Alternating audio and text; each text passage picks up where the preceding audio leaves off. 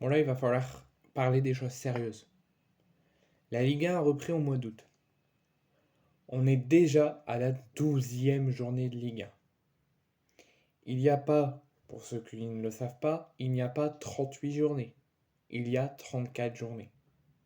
Au lieu de 38, comme en Bundesliga en Allemagne. Donc ça va encore passer plus vite.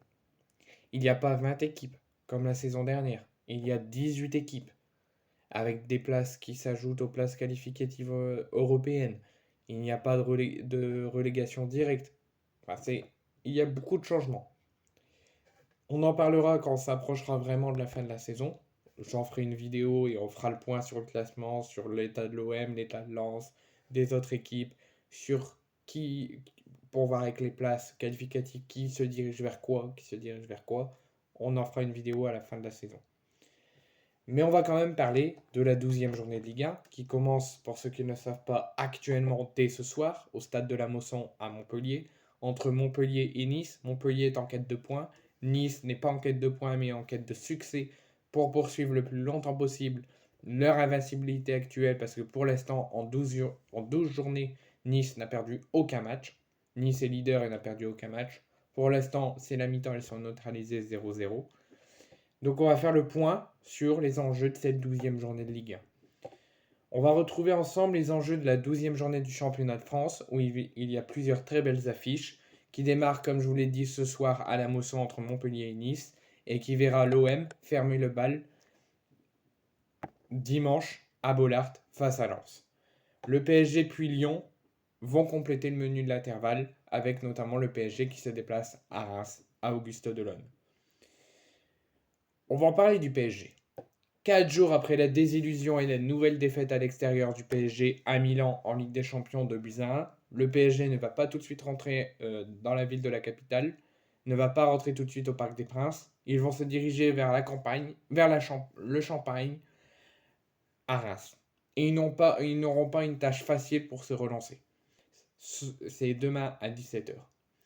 Après son précédent revers en C1 à Newcastle 4 buts à 1, le club de la capitale avait parfaitement répondu en répondant au Roison Park à Rennes 3 buts à 1 avant de rechuter face à Milan il y a quelques jours.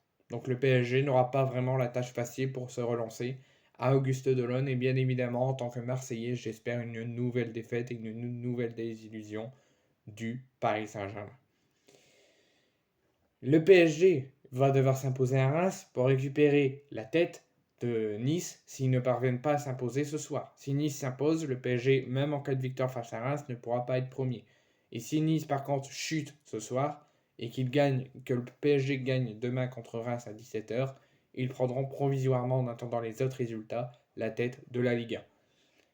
Et Reims, non, qu'ils étaient dans une phase très négative, sont repartis sur leur excellente base de la saison dernière, sous Wistil, et qui n'ont perdu qu'une seule de leurs 6 derniers matchs.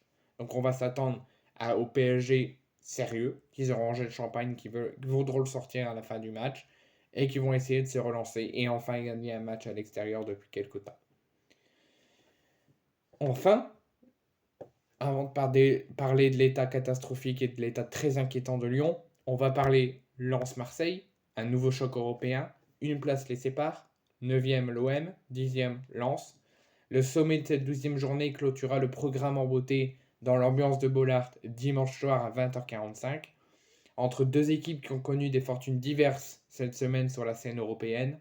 Déçus par leur première défaite à Eindhoven face au PSV, qui compromet individuellement et inévitablement leur chance de qualification, les Lensois ne doivent pas manquer l'occasion de gala à domicile pour se relancer afin de ne pas laisser le doute se réinstaller et revenir après le début de saison. Côté OM, ragaillardis par leur succès en Grèce face à l'AEK Athènes en Ligue Europa, vont devoir accélérer la cadence, accélérer les buts, parce que ça va compter, la différence des buts. Il faut marquer le plus de buts et revenir dans le top 5 où l'OM doit être placé. Mais bien évidemment, vous le savez, je veux une victoire de l'OM. Et enfin, l'Olympique Lyonnais, il y aura d'autres matchs bien évidemment, mais j'ai pris les 3 grands matchs très importants où il faut faire le point sur les rencontres et sur l'enjeu. Lyon n'a toujours pas gagné un seul match en 12 journées. 0 victoire. Soit des nuls, soit des défaites, mais aucune victoire. Lyon n'a toujours pas gagné un match cette saison.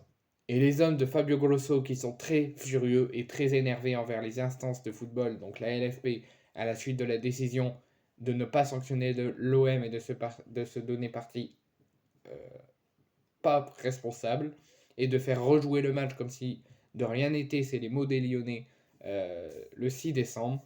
Les Lyonnais vont devoir mettre ça de côté, mettre l'extra sportif de côté et passer au sportif pour enfin la bonne, enfin gagner une rencontre. Lyon n'a toujours pas gagné un match cette saison et les hommes de Fabio Grosso n'ont pas le rendez-vous le plus simple pour enfin gagner et débloquer le compteur, puisque les Lyonnais vont se déplacer dimanche à 17h05, juste avant le choc Lens-Marseille, au Roisson Park à Rennes. Rennes qui viendrait aussi en Ligue Europa. Monaco, quant à eux, auront une belle carte à jouer au Havre, samedi à 21h. Pourquoi pas pour la place de leader si Nice et le PSG, donc le PSG à Reims ne gagne pas et Nice à Montpellier ne gagne pas. Lille-Toulouse sera l'autre duel entre Européens, tandis que Clermont recevra Lorient en bas de tableau et les Messins accueilleront Nantes et Brest. Par contre, Brest-Strasbourg ne joueront pas, auront une semaine, voire 2 semaines de plus pour se préparer pour leur prochaine journée, puisque suite à la tempête Ciaran qui a impacté fortement le stade Francis Leblay, Brest-Strasbourg est reporté.